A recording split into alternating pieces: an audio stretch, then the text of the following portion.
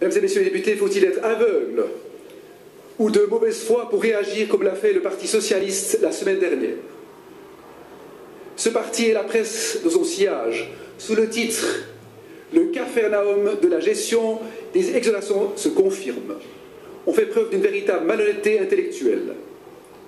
Ils ont affirmé tout de go que nos conseils d'État avaient commis des erreurs graves dans le dossier des exonérations fiscales, qu'ils avaient profité du laxisme de nos lois.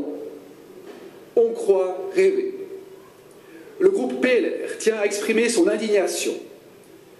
L'audit publié par le contrôle cantonal des finances ne met en évidence aucun manquement grave, contrairement à ce qu'a écrit 24 heures vendredi dernier. Nos lois ont été respectées par les conseils d'État. Ils ressortent donc intègres de la chasse aux sorcières lancée par la gauche. Seul un inventaire sommaire et un manque de tableau de bord ont été décelés. Mais quoi de plus normal lorsque les dossiers proviennent de services différents et relèvent de deux départements distincts? Par ailleurs, le groupe PLR salue l'excellent travail de coordination des collaborateurs de l'ACI. Mesdames et messieurs les députés, c'est à croire que le Parti socialiste n'a pas remarqué l'actualité politique et économique actuelle. Le taux de chômage catastrophique des États européens, les dettes abyssales de nos voisins ou les difficultés financières des cantons suisses en général. On voudrait se tirer une balle dans le pied qu'on ne s'y prendrait pas autrement. Alors que le canton de Vaud fait figure de bon élève, son endettement est exceptionnellement bas. Nous sommes l'un des seuls cantons à avoir pu jusqu'en 2012 financer de vastes projets sans emprunter. Nous sommes contributeurs dans le système de péréquation fédérale. Eh bien, le Parti socialiste choisit d'attaquer notre système et les entreprises qui produisent de la richesse et surtout des milliers d'emplois.